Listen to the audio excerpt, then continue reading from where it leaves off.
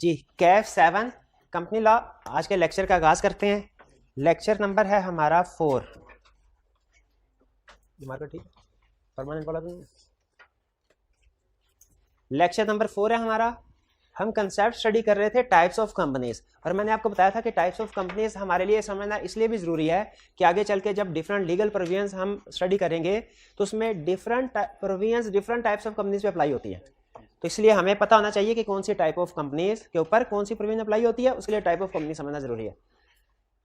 Companies को different ways में classify किया जाता है। क्लासिफिकेशन की एक तरीका है types on the basis of status. ये वो टाइप्स है जो कंपनी लॉ में, कंपनीज एक्ट में सबसे ज्यादा दफा यूज हुई है। सबसे ज्यादा जो कंपनी लॉ में टर्म यूज हुई है, जो टाइप्स ऑफ कंपनी यूज हुई है, वो यही है, एक प्राइवेट कंपनी और एक पब्लिक कंपनी। और कल हमने क्या स्टडी किया था? प्राइवेट कंपनी कौन सी है? Company which by its articles limits the number of members to 50, restricts the right to transfer its share, prohibits invitation to general public to subscribe for shares and debenture. बिल्कुल। अच्छा, एक दो terms हैं, अब चलते कंसेप्ट से concept निकलता है। टाइप ऑफ कंपनीज तो हम ये on the basis of status पढ़ चुके हैं, पब्लिक भी प्राइवेट। और प्राइवेट कंपनी कौन सी है? जो पब्लिक कंपनी कौन सी है? जो प्राइवेट कंपनी नहीं है। ठीक है, बिल्कुल। अच्छा, हमने ये कहा कि प्राइवेट कंपनी वो है जो कि प्रोहिबिट्स मना करती है कि वो जनरल पब्लिक को शेयर या डिबेंचर इशू नहीं कर सकती। और इसका मतलब है पब्लिक कंपनी जनरल पब्लिक को शेयर या डिबेंचर इशू कर सकती है। अच्छा, कोई भी कंपनी जब पैसे इकट्ठे करती है, शेयर इशू करके भी इकट्ठे करती है, डिबेंचर इशू करके भी इकट्ठे करती है, दोनों में फर्क क्या है? शेयर है इक्विटी यानी कैपिटल, और डिबेंचर है लोन। लोन पे मिलता है इंटरेस्ट और शेयर पे मिलता है डिविडेंड। बिल्कुल, प्रॉफिट, डिविडेंड। अच्छा, अगर तो किसी जगह, जैसे मैंने आपको बताया था, कोई प्रोविजन अगर सिर्फ प्राइवेट कंपनी पे अप्लाई हो रही है तो कंपनी एक्ट क्या कहता है भला? Every private company shall do this. अगर कोई प्रोविजन सिर्फ पब्लिक कंपनी पे अप्लाई हो रही है, कंपनी एक्ट क्या कहता है? Every public company shall do this. और अगर कोई प्रोविजन प्राइवेट पे और पब्लिक कंपनी दोनों पे अप्लाई हो रही है, गैस करे क्या कंपनीज एक्ट ये कहता होगा every public and private company shall do this? नहीं, वो क्या कर एवरी कंपनी शैल डू, यानी वो एक ही लफ्ज में दोनों को समेट देते हैं। उसी तरह जब किसी कंपनी ने पैसे इकट्ठे करने होते हैं तो वो शेयर भी इशू करती है, वो डिबेंचर भी इशू करती है। शेयर्स में और डिबेंचर में फर्क है। लेकिन जब कोई कंसेप्ट शेयर्स पे अप्लाई हो रहा हो तो कंपनी एक्ट क्या कहता है? अगर कंपनी ने शेयर इशू करने हैं तो ये करेगी। अगर कोई कंसेप्ट डिबेंचर में अप्लाई हो रहा हो, कंपनी क्या करे? अगर कंपनी ने डिबेंचर इशू करने हैं तो ये करेगी। लेकिन अगर कोई कंसेप्ट दोनों पे अप्लाई कर रहा हो तो याद रखे कंपनी एक्ट क्या कहता है कि कंपनी, उसके लिए वर्ड यूज करता है सिक्योरिटीज। अगर किसी कंपनी ने सिक्योरिटीज इशू करनी है तो वो ये काम करेगी। सिक्योरिटीज का मतलब क्या है? सिक्योरिटीज का मतलब क्या है? Securities is equal to shares plus debentures, shares plus debentures. ठीक है, और ये सिक्योरिटीज प्लूरल फॉर्म है। इसका एक सिंगुलर फॉर्म भी होता है, सिक्योरिटी, एंड पे वाई आता है जिसमें SECURITY, सिक्योरिटी। सिक्योरिटी इस सिंगुलर का मतलब है जमानत के तौर पे कोई चीज देना, जमानत के तौर पे कोई चीज देना। ये शेयर या डिबेंचर को शो नहीं कर रही, प्लूरल फॉर्म सिक्योरिटीज शो करे। ये ध्यान में रखिएगा, आइंदा जहां कहीं वर्ड सिक्योरिटीज यूज हो लॉ में तो आप इसका मतलब क्या लेंगे कि बहुत सी जमानतें दी हुई हैं क्या? नहीं, इसका मतलब क्या है? शेयर्स और डिबेंचर्स दोनों के लिए टर्म यूज होती है। अच्छा, बात है टाइप्स ऑफ कंपनी। प्राइवेट भी क्लियर, पब्लिक भी क्लियर। जरा बताइए प्राइवेट कंपनी कौन सी कंपनी है? विच बाय इट्स मेमोरेंडम आर्टिकल्स। ये गलतियां आपने निकालनी है। एग्जैक्ट खास तौर पे MCQs में इस तरह की गलतियां करता है, कहता है मैंने तो आर्टिकल्स लिखा हुआ था, मेमोरेंडम तो मैंने गलत लिखा था, आपने आइडेंटिफाई करना था। तो ज़हन में रखिए, जहां पे वर्ड आर्टिकल है वहां पे आर्टिकल यूज करना है, जहां पे वर्ड मेमोरेंडम है वहां पे मेमोरेंडम यूज करना है। आगे चलते हैं जी, काफी डिस्कशन हो गई। On the basis of liability, liability की बेस पे मुझे बताइए कंपनी के अंदर कंपनी की लायबिलिटी तो फुल है, मेंबर्स की लायबिलिटी क्या है? लिमिटेड का मतलब क्या है कि अगर कंपनी चलते चलते वाइंड अप हो गई, अपने डेट्स को पे ना कर सकी, अगर कोई कंपनी अपने डेट्स को पे ना कर सकी तो उसके मेंबर्स लायबल होंगे डेट को पे कर अप टू सर्टेन अमाउंट। अच्छा, वो सर्टेन अमाउंट क्या होगी? क्वेश्चन ये है, वो डिपेंड करता है टाइप ऑफ कंपनी के ऊपर। अगर कंपनी लिमिटेड बाय शेयर है तो रूल कुछ और है, अगर कंपनी लिमिटेड बाय गारंटी है तो रूल कुछ और है। पहले कंपनी लिमिटेड बाय शेयर की कहानी सुन लें। कंपनी लिमिटेड बाय शेयर ऐसी कंपनी को कहते हैं जिसके शेयर कैपिटल होता है रजिस्टर्ड, उसका शेयर शेयर कैपिटल उसका छोटे छोटे बहुत से हिस्सों में पार्ट्स में सब डिवाइडेड होता है, और उस हर सब पार्ट को हम कहते हैं शेयर। ठीक है, हर सब पार्ट को हम कहते हैं शेयर। जब भी कंपनी ने पैसे इकट्ठे करने होते हैं ये शेयर्स इशू किए जाते हैं। एक दफा ना कंपनी रजिस्ट्रार के पास मैक्सिमम अमाउंट रजिस्टर करवा देती है, 1 million shares of ₹10 each is equal to 10 million share capital. अब ये 1 मिलियन शेयर्स वो हिस्से करके ना 1 मिलियन अपने पास संभाल के रख लेती है। अब जैसे जैसे उसने कैपिटल इकट्ठा करना होता है ना, इस 1 मिलियन शेयर्स में से शेयर 1 लाख शेयर उठाए और पब्लिक को दिए और उनसे पैसे ले लिए, इसको कहते हैं इशू ऑफ शेयर। तो इशू करते रहते हैं। अच्छा, कंपनी पहले आज से कई साल 50 साल पहले ऑप्शन ये होती थी कि एक कंपनी ने जब अपने शेयर इशू करने हैं ना, यानी 1 मिलियन शेयर हैं 10 लाख, उसमें से 1 लाख शेयर इशू करने हैं और एक शेयर की फेस वैल्यू है 10 रुपए, तो उसके पास 2 ऑप्शंस होती थी। पहली ऑप्शन 10 रुपए का शेयर इशू करना है, सारे के सारे पैसे अभी ले लो, इसे कहते थे कंपनी ने शेयर इशू किया है और शेयर ना फुल्ली पेड। फुल्ली पेड का मतलब सारी की सारी अमाउंट पे कर दी है। और दूसरी ऑप्शन क्या होती थी कि अगर पार्टली पेड का मतलब क्या होता है कि शेयर है ना 10 रुपए का, तो अगर शेयर होल्डर को इशू किया, शेयर होल्डर ने कहा सर जी मेरे पास 10 रुपए तो नहीं है, मेरे पास तो 6 रुपए हैं, तो कंपनी कहती थी अच्छा ऐसा करो 6 रुपए अभी दे दो, 4 शेयर तुम्हें हम 10 रुपए वाला इशू कर देते हैं, शेयर भी अभी दे दो, 4 रुपए जब हमें जरूरत पड़ी हम आवाज लगाएंगे तुम 4 रुपए दे देना। ऐसे शेयर को क्या कहते हैं? Partly paid share. पहले ये असूल होता था, लेकिन अब लॉ ने मना कर दिया। उसने कहा पार्टली पेड शेयर इशू नहीं कर सकते, सिर्फ और सिर्फ फुल्ली पेड शेयर इशू करें। और आपको एक इंटरेस्टिंग बात बताऊं, हालांकि पिछले कई सालों से पार्टली पेड शेयर इशू करना मना है, लेकिन स्टिल पाकिस्तान में कुछ कंपनीज हैं जिनके शेयर पार्टली पेड हैं। क्यों? वो पहले से ही जब इजाजत थी तब से ही पार्टली पेड हैं और अभी तक कंपनी ने पैसे मांगे नहीं है शेयर होल्डर से। तो इसीलिए अभी हालांकि पार्टली पेड एक जगह पे आप पढ़ेंगे पार्टली पेड शेयर इशू करना मना है, फिर दूसरी जगह पढ़ेंगे अगर कंपनी के पार्टली पेड शेयर्स हैं तो ये करे ये करे ये, आप हैरान होंगे पार्टली पेड इशू करना तो मना है, तो ये क्यों लिखा हुआ है कि अगर कंपनी के पार्टली पेड शेयर हैं तो वो ये करे ये करे ये करे? वो इसलिए लिखा हुआ है कि पहले मना नहीं थे किसी जमाने में, तो जब मना नहीं थे तब के शेयर इशू किए हुए हैं और अभी तक वैसे ही चले आ रहे हैं।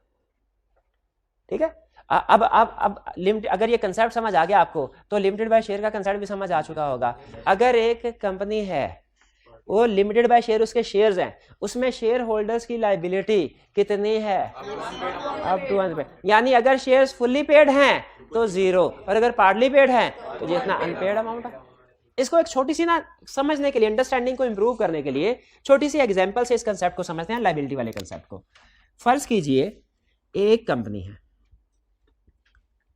चल रही है, उसके एसेट्स हैं 300 मिलियन और लायबिलिटीज हैं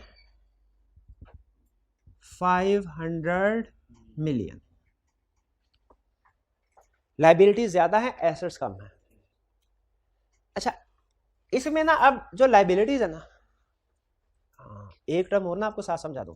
अभी आपको एक टर्म बताइए सिक्योरिटीज। लॉ की छोटी छोटी टर्म्स हैं, अगर आपको इसका मतलब समझ आएगा ना तो प्रोविजन समझना आसान हो जाता है। आपको पता है क्रेडिटर किसको कहते हैं? जिसे उधार इन्वेंट्री बाई करते हैं। गलत। अब आप कहेंगे सर अकाउंटिंग में तो हमें यही सिखाया हुआ है, हमें भी, मैंने भी यही पढ़ा है। अकाउंटिंग के हिसाब से ये कंसेप्ट ठीक है। अकाउंटिंग के पेपर में क्रेडिटर का मतलब यही है कि जिससे उधार सामान खरीदे। अकाउंटिंग के पेपर में जिससे उधार सामान खरीदे उसे कहते हैं क्रेडिटर, जिससे उधार पैसे लें उसे कहते हैं लेंडर। शाबाश। और अगर किसी को आपने सैलरी देनी है या रेंट देना है उसे कहते हैं अक्रूड लायबिलिटी। अक्रूड लायबिलिटी जिस बंदे को, याद रखिए लॉ में किसी भी बंदे को आपने पैसे देने हैं अगर, उसे कहते हैं क्रेडिटर। उसे क्या कहते हैं? क्रेडिटर। यानी लॉ की लैंग्वेज में अगर आपने किसी से उधार माल लिया है, पैसे देने हैं, उसे क्या कहेंगे? क्रेडिटर। किसी बैंक से 5 साल के लिए लोन लिया है, लॉ की लैंग्वेज में उसे क्या कहेंगे? क्रेडिटर। इवन आपका वो स्टाफ जिसको आपने सैलरी पे करनी है, अभी सैलरी पे नहीं की सैलरी पे करनी है, उसे भी लॉ की लैंग्वेज में क्या कहेंगे? क्रेडिटर। तो ये लाइबिलिटीज जो है ना, लाइबिलिटीज की बजाय मैं वर्ड यूज कर रहा हूं क्रेडिटर। तो क्रेडिटर का मतलब क्या है? हर वो आदमी जिसको आपने कोई अमाउंट पे करनी है। अच्छा, अगर तो क्रेडिटर चुप करके बैठे रहना, कंपनी मजीद चलती रहेगी, ठीक है। लेकिन अगर क्रेडिटर में से कोई बंदा पैसे मांग ले, और लॉ ने एक जगह पे लिखा हुआ है, हमारा एक टॉपिक है हमारा, ये अभी तो चैप्टर 1 है ना, बेसिक कंसेप्ट है। इसके बाद चैप्टर जो लॉ स्टार्ट होगा ना, चैप्टर 2 से होगा। उसमें वो चैप्टर 2 है रजिस्ट्रेशन ऑफ कंपनीज, कि कंपनी कैसे रजिस्टर इनकॉर्पोरेट होती है। ये है चैप्टर 2। हमारा लास्ट चैप्टर है, गैस कर सकते हैं कौन सा होगा? शाबाश, वाइंडिंग अप ऑफ कंपनीज, कि कंपनी खत्म कैसे होगी। वाइंडिंग अप ऑफ कंपनीज में एक जगह पे लिखता है कि अगर कंपनी का कोई क्रेडिटर है, वो कंपनी से पैसे मांगता है, कंपनी पैसे नहीं दे पाती, ऐसी कंपनी को बंद कर देंगे हम, ऐसी कंपनी को बंद। तो अगर क्रेडिटर ने पैसे डिमांड नहीं किए, कंपनी चलती रहेगी। क्रेडिटर ने पैसे डिमांड कर लिए, कंपनी बंद। अब कंपनी बंद यानी वाइंडिंग अप में चली गई। वाइंडिंग अप में चली गई तो अब कोर्ट क्या कहेगा? कोर्ट कहेगा इसके सारे एसेट्स बेचो और लायबिलिटीज पे करो। सारे एसेट्स बेचो, कंपनी के सारे एसेट्स, याद रखिए ये कंपनी के एसेट्स हैं और क्रेडिटर लायबिलिटीज हैं, शेयर होल्डर या ओनर्स के नहीं है, सेपरेट है ना। तो एसेट्स बेचो, लायबिलिटीज पे करो। सारे एसेट बेचे, लायबिलिटी पे कर दी, बाकी 200 मिलियन की लायबिलिटी शॉर्टफॉल अभी भी बाकी है। अब ये कैसे पूरा होगा? ये अब मेंबर्स कंट्रीब्यूट करेंगे, मेंबर्स कंट्रीब्यूट करेंगे। देखें, एक कंसेप्ट है ना सेपरेट लीगल स्टेटस, उसकी एक छोटी सी एक्सेप्शन समझ लें, लिमिटेड लायबिलिटी कंसेप्ट। असूली तौर पे तो कंसेप्ट होना चाहिए no liability concept. No liability concept क्या है? कि कंपनी के जितने मर्जी लायबिलिटी हो, कंपनी जितने मर्जी पैसे देने, ओनर्स 1 रुपया भी नहीं डालेंगे। ये है नो लायबिलिटी कंसेप्ट, ये नहीं है। कंसेप्ट है लिमिटेड लायबिलिटी। लिमिटेड लायबिलिटी का मतलब क्या है कि जब कंपनी ने पैसे अदा कर, वाइंडिंग अप में सफिशिएंट पैसे नहीं है, कंपनी ने क्रेडिटर को पैसे अदा करने हैं, तो मेंबर्स आएंगे और कुछ ना कुछ कंट्रीब्यूट करेंगे। मेंबर्स आएंगे और कुछ ना कुछ कंट्रीब्यूट करेंगे। वो कितना करेंगे वो डिपेंड करता है। अब आप मुझे बताइए, कंपनी लिमिटेड बाय शेयर का कंसेप्ट पहले समझाओ कि लिमिटेड बाय गारंटी का? लिमिटेड बाय, अगर ये कंपनी है ना लिमिटेड बाय शेयर और शॉर्टफॉल है 200 मिलियन का, तो लिमिटेड बाय शेयर में मेंबर्स की लायबिलिटी कितनी होगी? Up to unpaid amount of shares held by them. यानी अगर इस कंपनी में जो मेंबर्स हैं, जो शेयर होल्डर्स हैं, जो मेंबर है, अगर उन्होंने सारे शेयर्स फुली पेड है, तो उन्होंने कितने पैसे अदा करने हैं? 0। और अगर शेयर्स पार्टली पेड है, तो जितना अनपेड है वो पे कर, जितना पेड नहीं, जितना अनपेड है वो पे करना। जैसे अगर किसी के पास 1 मिलियन शेयर्स हैं, 10 रुपए फेस वैल्यू शेयर है, 6 रुपए पे कर दिया हुआ है, एक शेयर के ऊपर कितनी लायबिलिटी है? 4 रुपए। और अगर 1 मिलियन शेयर थे उसके पास, 4 मिलियन, यानी वो शेयर होल्डर 4 मिलियन पे करेगा, और बाकी 196 जो होगा, जो 196 होगा वो बैड डेट होगा लोगों का। क्लियर? यही कह रहा है कंपनी लिमिटेड बाय शेयर में मेंबर्स की लायबिलिटी होगी कितनी? Liability up to unpaid amount of shares, up to unpaid amount of shares, उस अमाउंट शेयर्स की वो अमाउंट जो कि अनपेड है। भाई ये बात समझ आ रही? और अगर शेयर्स फुल्ली पेड है, 0 लायबिलिटी। शेयर फुल्ली पेड है तो कोई लायबिलिटी, 0 लायबिलिटी। ये क्लियर हो गया? अच्छा, यही एग्जांपल सारी। फर्क यह है कि अब limited by guarantee, limited by guarantee में होता क्या है कि नॉर्मली स्टार्ट में पैसे नहीं लगाए जाते, बल्कि स्किल्स वगैरह के जरिए से बिजनेस स्टार्ट किया जाता है। हाँ, लेकिन लोगों की तसल्ली के लिए कहा जाता है कि अगर कंपनी ने आपको पैसे देने हैं और कंपनी नहीं दे पाती, तो जो मेंबर्स होंगे, वो एक अमाउंट जितनी उन्होंने एग्री की हो ना जमानत के तौर पे, उतनी अमाउंट कंट्रीब्यूट करेंगे। यानी जब कंपनी लिमिटेड बाय गारंटी होती है ना, आपको कल बताया था ना, बिजनेस पैसों से भी चल सकता है, पैसों के बगैर भी चल सकता है, स्किल्स के बेस पे। ये बिजनेस पैसों के बगैर है लिमिटेड बाय गारंटी, इसमें शेयर कैपिटल नहीं है। नॉर्मली कभी कभार हो भी सकता है, लेकिन नॉर्मली नहीं होता। लिमिटेड बाय गारंटी है। इसमें मेंबर्स एग्री करते हैं कि हम पैसा डाल तो नहीं रहे, लेकिन अगर जरूरत पड़ी तो हम पैसा डालने के पाबंद होंगे। और कितने पाबंद होंगे? ये हर बंदा अपने नाम के आगे अमाउंट लिखता है। ये मेमोरेंडम में लिखा जाता है। हमारे इस कंपनी के 4 मेंबर हैं, mister A, mister B, mister C, mister D. अगर जरूरत पड़ी मिस्टर ए 5 मिलियन कंट्रीब्यूट करेगा, mister B 6 million, mister C 4 million, mister D 10 million. लेकिन ये अमाउंट जो लिखी जाती है ना, गारंटी होती है। अगर गारंटी का मतलब क्या है कि अगर जरूरत पड़ी फिर पे की जाएगी, वरना पे। अब इस सिचुएशन में बताइए, अच्छा पहले तो बताइए यहां तक सिचुएशन तो आपको समझ आ गई है। 200 मिलियन, अब मेंबर्स को बुलाया जाएगा, आओ भाई तुम अदा करो 200 का शॉर्टफॉल। यहां पे मैं लफ्ज शेयर होल्डर लिखूं कि मेंबर लिखूं? शेयर होल्डर है ही नहीं, शाबाश। ये कंपनी लिमिटेड बाय गारंटी, इसमें नॉर्मली शेयर होल्डर होता है, तो इसके लिए वर्ड क्या यूज किया जाए? मेंबर का वर्ड ऐसा है जो जिसका मतलब होता है ओनर्स। मेंबर से मुराद किसी क्लब का मेंबर नहीं है, मेंबर से मुराद है कंपनी के ओनर्स। ये word company limited by share में भी यूज हो सकता है और कंपनी लिमिटेड बाय गारंटी में भी यूज हो सकता है। मेंबर्स, अब मेंबर्स कितने कितने पैसे डालेंगे? ए ने गारंटी दी थी फर्ज कीजिए 4 मिलियन, बी ने कहा था 6, सी ने कहा था 3, डी ने कहा था 10, तो ये टोटल 23 मिलियन इन्होंने कंट्रीब्यूट किया। बाकी का 177 मिलियन बैड। ये लिमिटेड बाय गारंटी समझ आई? अब जरा इसके अल्फाज सुनिएगा जरा। एक कंपनी लिमिटेड बाय गारंटी कैसी कंपनी है? ये ऐसी कंपनी है जिसमें लायबिलिटी है लिमिटेड। कब तक limited? Up to amount agree to contribute. Amount agreed, किसने एग्री किया? मेंबर्स ने, कि वो कंट्रीब्यूट करेंगे। Contribute towards assets of the company, यानी एसेट्स को बढ़ाने के लिए कंट्रीब्यूट करेंगे। कब? Time of winding up, winding up के वक्त, यानी जब कंपनी वाइंड अप हो रही होगी, अगर इसकी लायबिलिटी ज्यादा और एसेट्स कम हुए हैं तो हम मेंबर्स गारंटी देते हैं हम इतने इतने पैसे कंट्रीब्यूट करेंगे। ये है कंपनी लिमिटेड बाय गारंटी। भाई लिमिटेड बाय गारंटी का कंसेप्ट समझ आया? लिमिटेड बाय शेयर भी क्लियर। अच्छा, while he is a member or within 1 year, ये बहुत ही इंटरेस्टिंग वर्ड है, ये आपको पढ़ के समझ नहीं आएगा।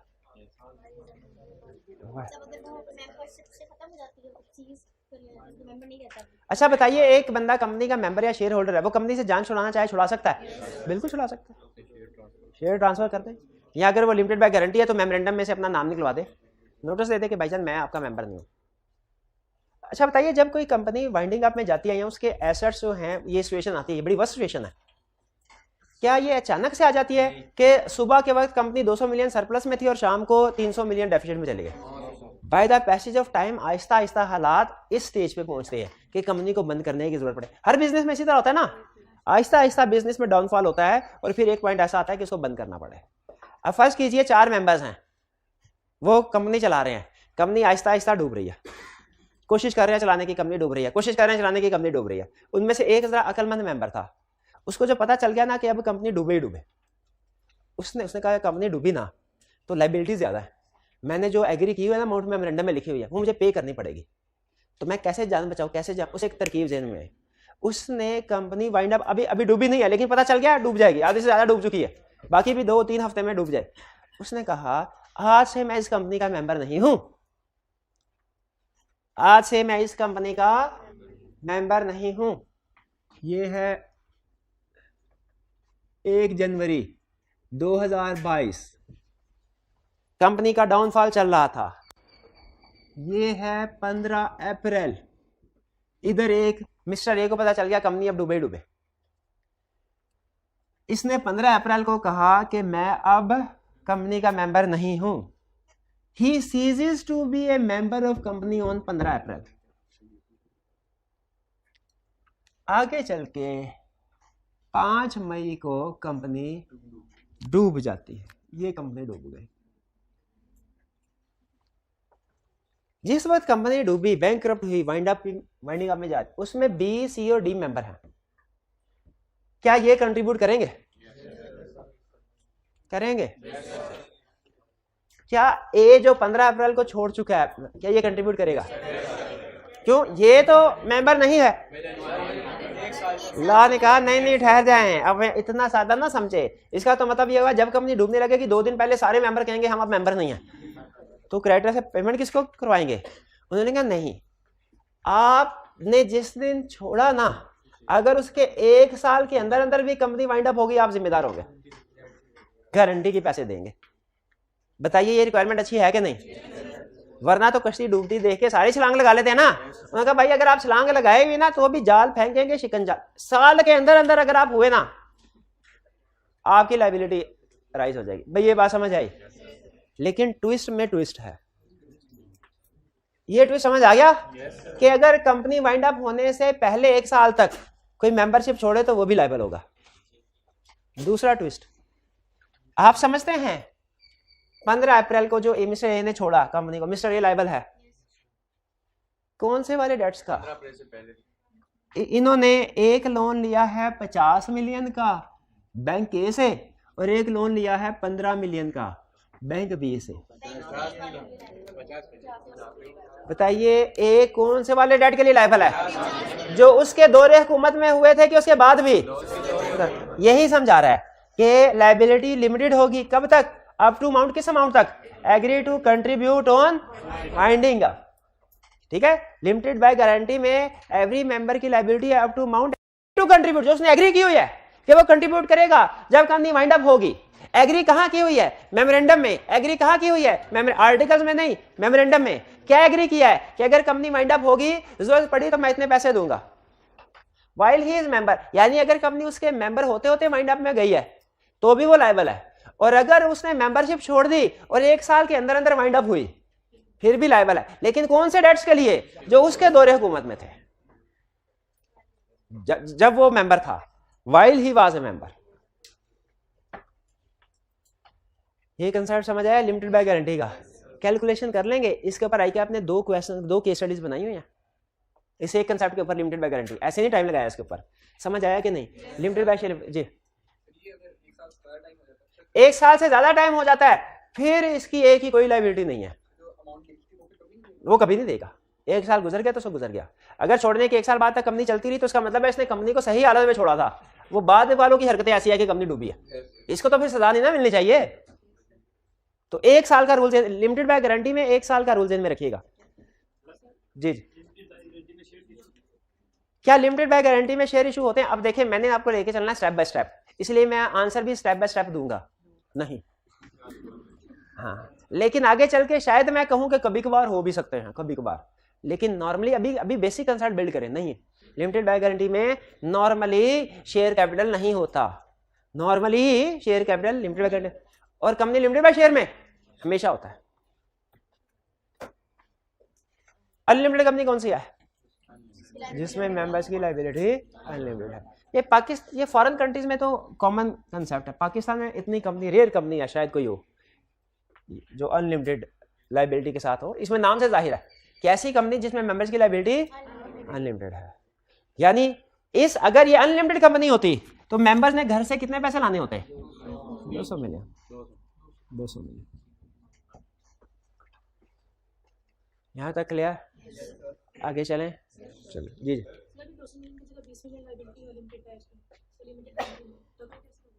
200 की बजाय 20 हो। ये आपने बड़ी मुश्किल कैलकुलेशन पूछ ली है, बड़ी मुश्किल कैलकुलेशन पूछ ली है। नहीं कैलकुलेटर उन्होंने कहा अगर ये 20 मिलियन हो तो फिर डिस्ट्रीब्यूशन कैसे होगी? शेयर्स तो होंगे ही नहीं। अच्छा सॉरी, आपने लिमिटेड बाय गारंटी का पूछा है कि limited by share? Limited by guarantee का पूछा है इन्होंने। इसमें तो शेयर्स होंगे ही नहीं, गारंटी की अमाउंट तक, गारंटी की अमाउंट तक। लेकिन यहाँ पे गारंटी की अमाउंट ज्यादा आ रही है तो नहीं, यही काम नहीं करना। अगर यही काम करना होता तो मैं ये क्यों कहता मुश्किल सवाल पूछ लिया, तो सिंपल कहता मैं प्रोपोर्शनल लायबिलिटी होगी। इसका रूल होता है, मैं बताना नहीं चाह रहा, इक्वल सब्जेक्ट टू मैक्सिमम। नहीं समझ आई ना? कंट्रीब्यूशन यानी नहीं अब कंसेप्ट शुरू किया है तो इक्वल सब्जेक्ट टू मैक्सिमम, ये तो मैं समझा के निकलूंगा। असल में पहले हमारे सिलेबस में एक कंसेप्ट होता था गारंटी वाला, अलहदा से एक टॉपिक चैप्टर होता। अब नहीं वो लेकिन हुआ करता था उसमें मर्केंटाइल लॉ, उसमें हम डिटेल में समझाते थे। अब नहीं समझा, छोड़। हाँ, छुट्टी के बाद एक सुन ले, फर्ज कीजिए लायबिलिटी पे करनी है 10 मिलियन।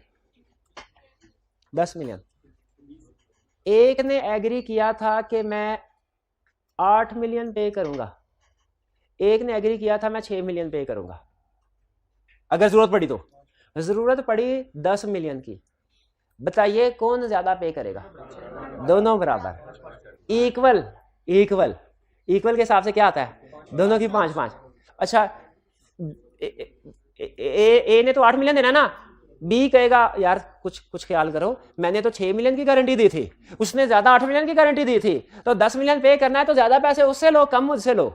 तो कहते हैं नहीं, तुमने लाइबिलिटी 6 मिलियन की दी थी ना, तो 6 से ज्यादा तो नहीं मांग रहे, कम ही मांग रहे हैं, लाओ 5 मिलियन। अमाउंट चाहे जो मर्जी दी हो, जब कंट्रीब्यूशन होती है ना वो इक्वल होती है।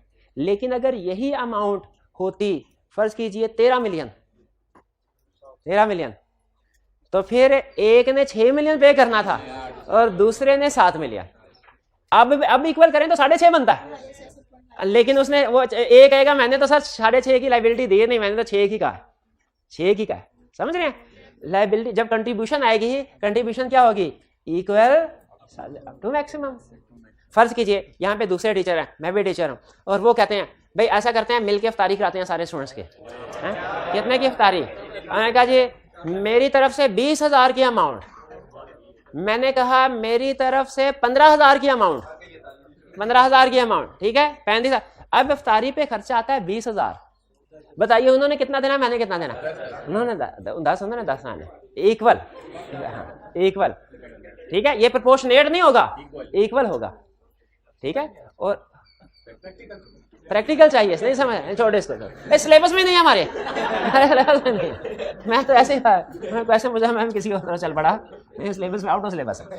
बहरहाल लिमिटेड बैग आपको अमाउंट कैलकुलेट करने को नहीं कहेगा, लेकिन आपको ये पूछेगा कि बताओ ये वाला जो डेट लिया था ना, ये डेट इसके लिए ये लायबल है कि नहीं, और ये वाला जो डेट था इसके लिए लायबल है कि नहीं। एक पर एक पार्टनर, एक मेंबर के पॉइंट ऑफ व्यू से पूछेगा, ये ध्यान रखें। On the basis of liability भी क्लियर हो गया, on the basis of status भी क्लियर हो गया। अब कुछ अदर कंपनी था, जी जी मैं उसकी तरफ आऊंगा, ये एंड में समझाना, मैंने नाम के एंड में क्या आएगा ये इधर लिख के रखा हुआ, ये भी बताना। अनलिमिटेड में हर मेंबर की अनलिमिटेड लायबिलिटी है, बिल्कुल अनलिमिटेड, जितनी भी अमाउंट उसे निकली वो निकलवा सकते हैं। अदर कंपनीज कौन सी होती हैं? जो अपने याद है मुराद कुछ और मजीद टाइप्स ऑफ कंपनीज हैं, जैसे एक है होल्डिंग कंपनी, एक है subsidiary company. Holding company, subsidiary, असल में हम जो नेचुरल पर्सन होते हैं, नेचुरल पर्सन आर्टिफिशियल पर्सन में क्या फर्क है? नेचुरल पर्सन तो इंडिविजुअल होता है और आर्टिफिशियल पर्सन कंपनी, उसे लीगल पर्सन भी कहते हैं, क्योंकि वो सिर्फ लीगल डॉक्यूमेंट्स में जिंदा होता है और कहीं नहीं होता। अच्छा आपको ये पता है कि हम नेचुरल पर्सन के रिश्तेदार होते हैं, बहन भाई वालदैन। आपको ये पता है कि आर्टिफिशियल पर्सन के भी रिश्तेदार होते हैं, हाँ उसके वालदैन भी होते हैं, उसके बहन भाई भी होता है। बहन भाई को कहते हैं एसोसिएटेड, और वालिद को क्या कहते हैं? होल्डिंग, और जो बेटा कंपनी होती है इसे कहते हैं सब्सिडरी पेरेंट। हाँ अच्छा, ये नॉर्मल लैंग्वेज में मैनेजमेंट में पेरेंट कंपनी का वर्ड बोला जाता है, लेकिन लॉ क्या वर्ड बोलता है? होल्डिंग। लॉ के पेपर में कभी आपको पेरेंट कंपनी का वर्ड किसी क्वेश्चन में नहीं मिलेगा। क्या word? Holding company. Holding company का मतलब क्या है? अगर एक कंपनी किसी दूसरी कंपनी के मेजॉरिटी वोटिंग शेयर्स हासिल कर ले, मेजॉरिटी का मतलब क्या है? 50% या 50% से ज्यादा, 50% से ज्यादा, या कंपोजिशन ऑफ बोर्ड को कंट्रोल कर ले। असल में दो लफ्ज होते हैं, एक होता है कंट्रोल, एक होता है इन्फ्लुएंस। हमारे वालिदैन का हमारे ऊपर कंट्रोल होता है, इसका मतलब क्या है? वही फैसला करेंगे, हम फैसला नहीं कर सकते। वही फैसला करेंगे, हमारे बारे में भी वही फैसला करेंगे, हम फैसला उनके आगे बोल ही नहीं सकते। यह है कंट्रोल। इन्फ्लुएंस का मतलब क्या होता है? हमारे बहन भाई, हम कोई मसला हो जाए अपने बहन भाइयों से भी मशवरा करते हैं। अच्छा, हमारे बहन भाइयों का मशवरा हमारे ऊपर बाइंडिंग नहीं होता, लाजिम नहीं होता, लेकिन वो हमें इन्फ्लुएंस जरूर करता है। बाज़ औक़ात ऐसा होता है हम उनका बात को सोच के अपना बदल भी लेते हैं, लेकिन वो सिर्फ एक मशवरे की हैसियत होती है, हुक्म की हैसियत नहीं होती। ठीक है, तो अगर हम इन्फ्लुएंस की बात करें, इन्फ्लुएंस का मतलब क्या है? कि मशवरा दे दिया, इन्फ्लुएंस है, थोड़ा बहुत हम इफेक्ट होते हैं, लेकिन अपनी मर्जी कर सकते हैं। और कंट्रोल का मतलब क्या है? अपनी मर्जी। होल्डिंग कंपनी ऐसी कंपनी होती है जिसके पास किसी दूसरी कंपनी का कंट्रोल होता है। कोई दूसरी कंपनी इसकी मर्जी के बगैर कोई फैसले, कोई पॉलिसी मेकिंग, स्ट्रेटेजिक डिसीजन नहीं कर सकते। तो ऐसी कंपनी को कहते हैं जिसके पास कंट्रोल होता है, होल्डिंग कंपनी। और दूसरी कंपनी जिसका कंट्रोल होता है इसे कहते हैं सब्सिडरी कंपनी। इसका मतलब है दुनिया में अगर कहीं पे होल्डिंग कंपनी होगी तो लाजमी उसकी कोई सब्सिडरी कंपनी होगी, और दुनिया में अगर कोई सब्सिडरी कंपनी होगी तो लाजमी उसकी कोई। अब अगला सवाल ये है कि कोई कंपनी होल्डिंग या सब्सिडरी बनती है तो कैसे बनती है। होल्डिंग सब्सिडरी रिलेशनशिप बनाने के दो तरीके हैं। पहला तरीका है थ्रू शेयर्स, फाइनेंशियल तरीका है। दूसरा नॉन फाइनेंशियल तरीका है। फाइनेंशियल तरीका क्या है कि आप दूसरी कंपनी के मेजॉरिटी ऑफ शेयर्स खरीद लें। जब तक आपके 50% से ज्यादा अखराजात आपके घर वाले अदा कर रहे हैं, वालिदैन अदा कर रहे हैं, तो वो होल्डिंग कंपनी, और आप सब्सिडी, क्योंकि मेजॉरिटी ऑफ शेयर्स वो ओन कर रहे हैं। लेकिन याद रखें ये रूल काफी नहीं है। बाज़ औक़ात ऐसा भी होता है कुछ लोग इतने अच्छा बादब होते हैं बच्चे, वो हालांकि अपनी अर्निंग कर भी रहे होते हैं लेकिन फिर भी वालिदैन के हुक्म के खिलाफ नहीं चलते। तो लाजमी नहीं होल्डिंग सब्सिडी का रिलेशनशिप सिर्फ फाइनेंस से बने, नॉन फाइनेंशियल एलिमेंट भी हो सकता है। अगर कोई एक कंपनी दूसरी कंपनी के डायरेक्टर्स को, मेजॉरिटी ऑफ डायरेक्टर्स को कंट्रोल कर ले, अगर एक कंपनी के पास दूसरी कंपनी के मेजॉरिटी ऑफ डायरेक्टर्स या सारे डायरेक्टर्स को अपॉइंट रिमूव करने की अथॉरिटी आ जाए, तो भी तो वो कंट्रोल कर रही है ना दूसरी कंपनी को। मुझे ये बताइए कि ये एक कंपनी है पीटीसीएल, ये दूसरी कंपनी यूफोन। यूफोन के मोर देन 50% शेयर्स पीटीसीएल के पास हैं। तो बताइए पीटीसीएल क्या बने, यूफोन क्या बने, सब्सिडरी। एक होल्डिंग सब्सिडरी का ये तरीकाकार है, एक और भी तरीकाकार है। वो क्या है, एक कंपनी है इत्सलात। ये पाकिस्तान से बाहर अबू धाबी में रजिस्टर्ड है, मेरा ख्याल है इनकॉर्पोरेटेड है, पाकिस्तान में इनकॉर्पोरेटेड नहीं है, लेकिन ये पाकिस्तान में बिजनेस करती है कुछ बिजनेस। हाँ, ये फॉरेन कंपनी इसको कहते हैं। जो कंपनी पाकिस्तान से बाहर रजिस्टर्ड हो ना, लेकिन पाकिस्तान में कुछ थोड़ा बहुत ऑफिस हो, बिजनेस ऑपरेशन हो, उसे क्या कहते हैं, फॉरेन कंपनी। और जो पाकिस्तान में रजिस्टर्ड है उसे कंपनी नहीं, उसे सिर्फ कंपनी, उसे पाकिस्तानी कंपनी नहीं कहेंगे, सिर्फ कंपनी। इत्सलात ने पीटीसीएल के 26% शेयर्स खरीदे। क्या पीटीसीएल इत्सलात के सब्सिडरी बन गई? नहीं बनी, क्योंकि मेजॉरिटी ऑफ शेयर्स नहीं खरीदे। लेकिन इत्सलात ने गवर्नमेंट से कहा भाई आपके पास सारे शेयर्स हैं, आप 26% शेयर मुझे दें, लेकिन उसके साथ ही साथ मुझे एक और पावर दें। क्या कि आपके डायरेक्टर्स, मेजॉरिटी ऑफ डायरेक्टर्स, आपके फर्ज कीजिए अगर 11 डायरेक्टर्स हैं तो उनमें से 6 डायरेक्टर्स को मैं अपॉइंट करूं। अब मुझे बताइए पीटीसीएल को चलाना किसने है, इसके डायरेक्टर्स ने, और इसके डायरेक्टर्स को पॉइंट रिमूव किसने करा, इत्सलात ने। तो अब मुझे बताइए पीटीसीएल में इत्सलात की नहीं चलेगी, इत्सलात पीटीसीएल की होल्डिंग, और पीटीसीएल सब्सिडरी बन गई। ठीक है। और अब ये फर्क देखिए कि यूफोन पीटीसीएल की सब्सिडरी बनी है शेयर होल्डिंग की वजह से, और पीटीसीएल इत्सलात की सब्सिडरी बनी है बोर्ड ऑफ डायरेक्टर्स की वजह से। क्लियर हुई है बात? तो इसका मतलब यह है होल्डिंग या सब्सिडरी बनाने के लिए दो तरह का क्राइटेरिया है, मेजॉरिटी ऑफ वोटिंग शेयर्स वाला और controls composition of board. Composition of board control करने का मतलब क्या है कि डायरेक्टर्स को अपॉइंट या रिमूव करने की अथॉरिटी हो। लेकिन इस कहानी में एक ट्विस्ट अभी भी है। ये कंपनी है, ये कंपनी है, ये फॉरेन कंपनी, फॉरेन पीटीसीएल और यूफोन होल्डिंग सब्सिडरी, इत्सलात और पीटीसीएल, इत्सलात और यूफोन होल्डिंग। ये इत्सलात और यूफोन में डायरेक्ट कोई रिलेशनशिप नहीं है, लेकिन इनडायरेक्टली ये भी होल्डिंग सब्सिडरी है, क्योंकि इनडायरेक्टली इत्सलात यूफोन को कंट्रोल कर रही है। ग्रैंड, हाँ बिल्कुल।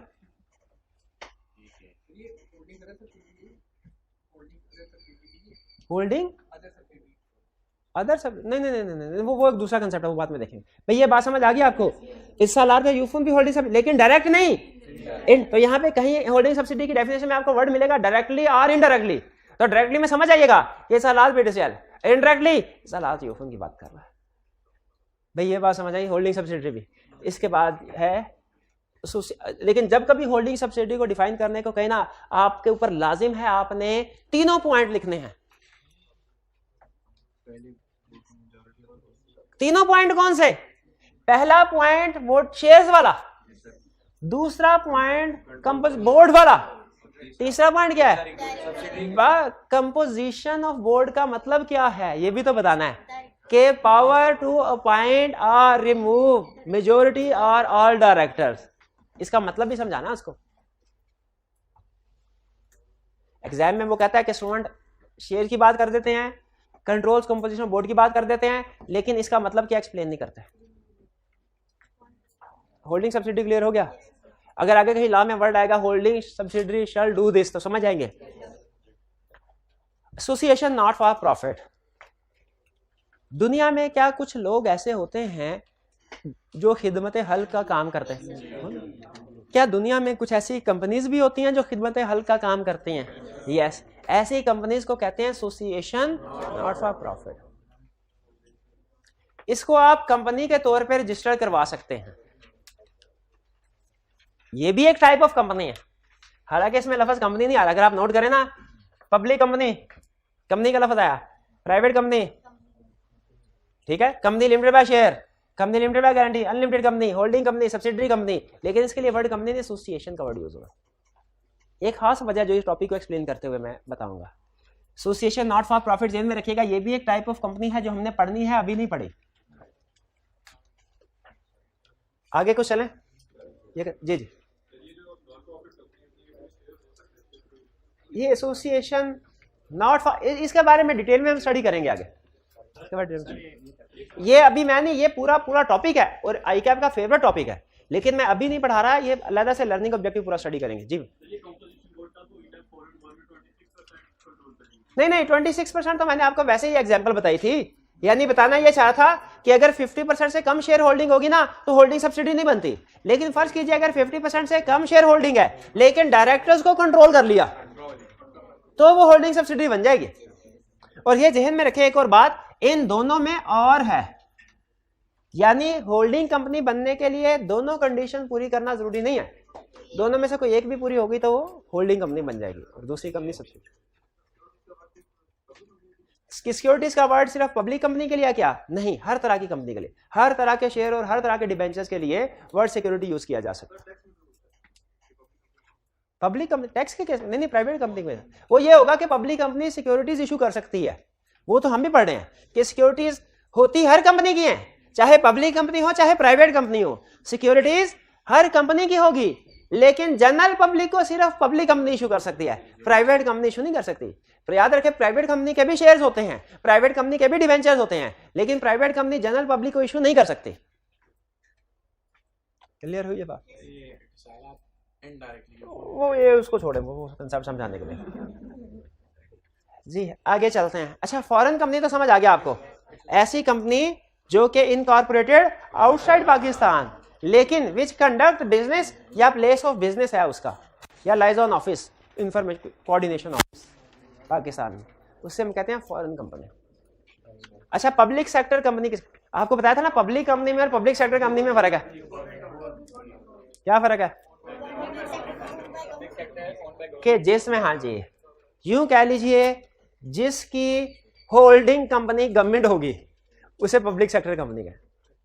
यानी अगर पब्लिक सेक्टर कंपनी ऐसी कंपनी है जिसके 50% से ज्यादा securities, more than 1/2 securities government hold कर रही है, या जिसके majority of directors government appoint कर रही है। बाकी कह रहे हैं अगर कोई एसोसिएशन नॉट फॉर प्रॉफिट है उसको भी अगर गवर्नमेंट थ्रू डायरेक्टरशिप वगैरह कंट्रोल कर रही है तो वो भी पब्लिक सेक्टर कंपनी कहलाएगी। ये वाली लाइन अभी ना पढ़े, ये आपको भी कंफ्यूज करेगी, ये बाद में बताऊंगा आपको। ये वाली लाइन अभी ना पढ़े, अभी सिंपल कंसेप्ट ध्यान में रखें। फॉरेन कंपनी क्लियर हुआ, पब्लिक सेक्टर कंपनी भी क्लियर हुआ। अच्छा, बॉडी कॉर्पोरेट भी अभी मैं नहीं समझा रहा, ये ज्यादा हो जाएगा। हाँ ठीक है जी जी, कोई क्वेश्चन है तो पूछ लीजिए अभी तक। PTCL public sector company, public sector company more. अच्छा, इस एग्जांपल को ना खत्म करो, छोड़, इसमें ना समटाइम आप ओवर थिंकिंग करना शुरू कर देते हैं, इसको छोड़ो। बाकी जो पढ़ाया समझ आ गया। अच्छा, अब अगर क्वेश्चन करने ही है ना क्वेश्चन करने का इतना ही शौक है आपको, क्वेश्चन इतने ही दिल कर रहा है करने का, तो मैं बताता हूं कौन से क्वेश्चन करें। क्वेश्चन नंबर 2 से लेके क्वेश्चन नंबर 10 रिटन फॉर्म में, रिटन फॉर्म परसों, हाँ कल हमारी क्लास नहीं होगी, मैंने बताया, ये ऑनलाइन वाले स्टूडेंट भी नोट कर लें, कल हमारी क्लास नहीं होगी, परसों होगी इंशाल्लाह।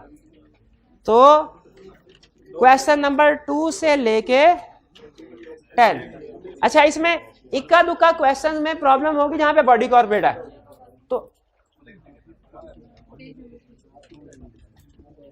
अच्छा क्वेश्चन नंबर 1 नहीं किया, क्वेश्चन शाबाश शाबाश, क्वेश्चन नंबर 1 भी करें, क्वेश्चन नंबर 1 भी करें 1 से 10,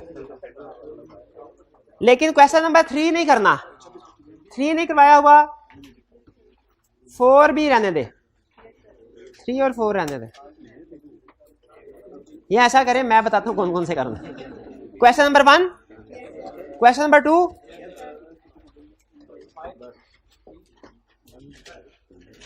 वन 2 6 7 8 9 10, 1 2 6 7 8 9 10, 1 2 6 7 8 9 10, ये 7 क्वेश्चन आपने रिटन फॉर्म में अटेम्प्ट करना है। ठीक है, चलिए आज का लेक्चर यहाँ पे खत्म करते हैं, अल्लाह हाफिज।